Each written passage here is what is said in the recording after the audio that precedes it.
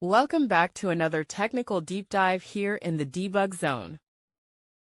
Today we're tackling a big question and breaking it down with insights from other users. Hopefully this clears up some misconceptions and helps you get the answer you need. So buckle up, stay a little curious, and let's jump right in.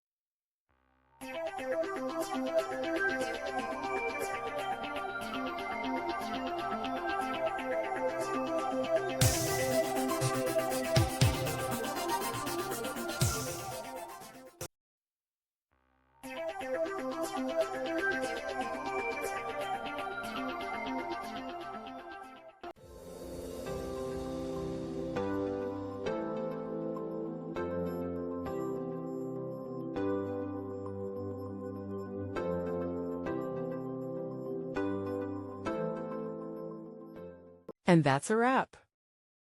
I hope you found the answer you were looking for. If you did, take a second to hit that subscribe button. It really helps out. And let me know in the comments which solution worked best for you. See you next time in the debug zone.